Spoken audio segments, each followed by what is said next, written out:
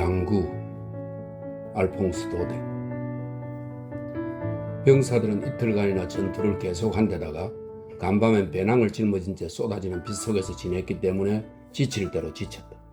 더구나 3시간 전부터 총을 내린 채 길의 물구덩이와 질척한 진흙밭 속에서 대기하던 병사들은 몸이 얼어들어가고 있었다. 피로에 지치고 며칠 밤을 그대로 세운 탓으로 군복이 물에 젖어 병사들은 서로 몸을 녹이고 부축하기 위해 다같이 달라붙었다. 옆에선 전우의 배낭에 기댄 채로 잠든 병사도 있었다. 잠에 취해 긴장이 풀어진 병사들의 얼굴에는 심신의 피로와 궁핍감이 한층 더 뚜렷이 나타났다.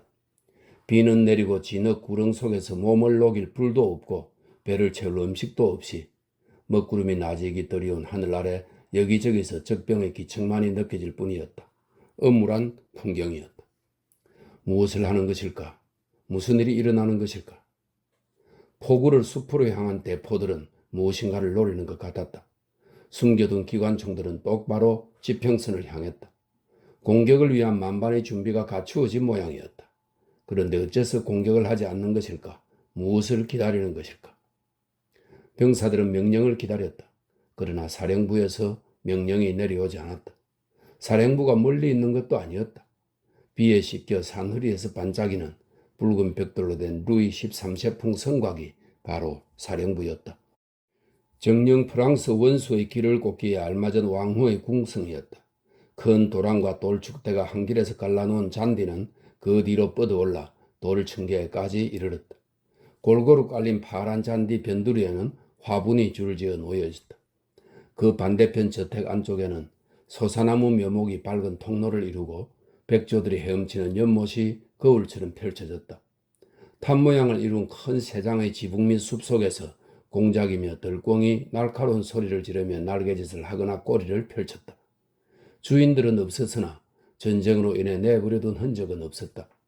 사령관 기는 잔디밭의 작은 꽃까지 지켜보고 있었다.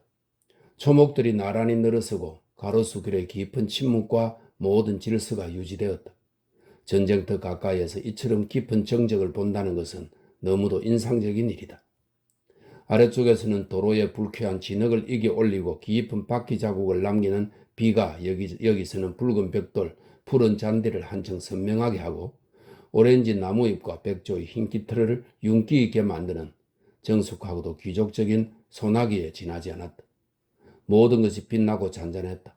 정말로 지붕에서 펄럭이는 장군의 깃발과 철책 앞에 보초를 서는 두 병사의 모습이 보이지 않았던들 아무도 사령부에 있다고는 생각하지 않을 것이다. 말들은 마구간에서 쉬고 있었다.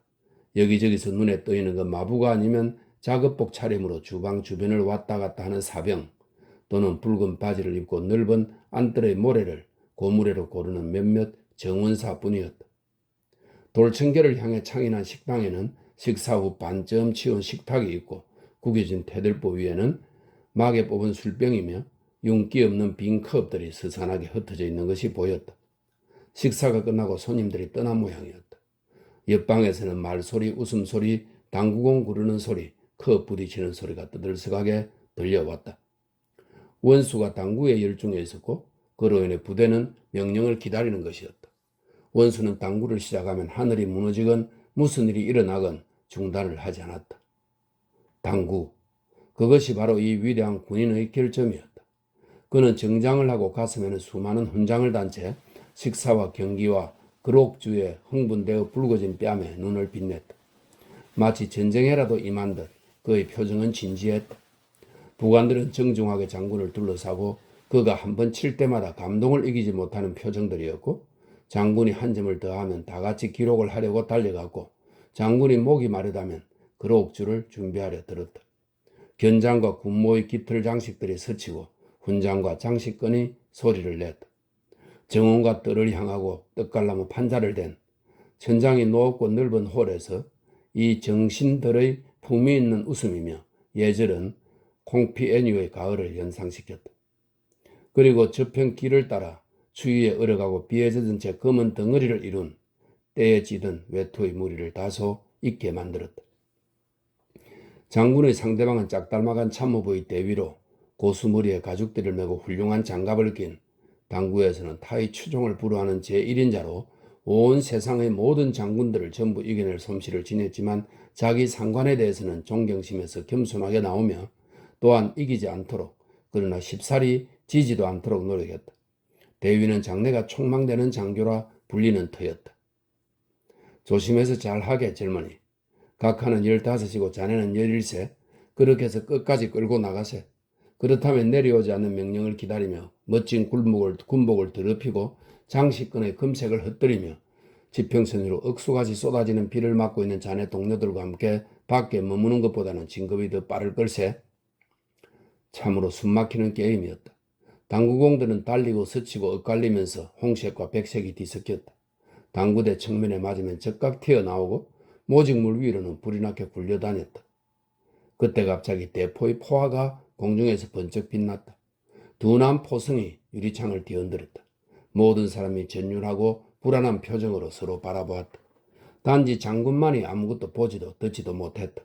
당구대에 몸을 굽힌 채 그는 멋진 끌기를 생각했다. 장군은 바로 이 끌기를 자랑으로 삼았다. 그러나 또다시 포화가 번쩍 빛났고 또 다른 포화가 뒤따랐다. 포성은 계속되었고 점점 더 심해갔다. 부관들은 창으로 달려갔다. 퍼르시아 군인들이 공격을 감행해 올 것인가? 좋아, 쳐들어오려면 쳐들어와라.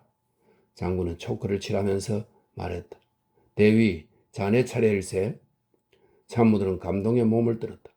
전투에 임박한 이때의 당구대를 앞에 놓고 이처럼 냉정한 장군에 비하면 포가에서 잠을 잤다는 튀렌, 17세기 프랑스 장군 튀렌 따위는 아무것도 아니었다. 그러는 사이에도 소음은 점점 더해갔다.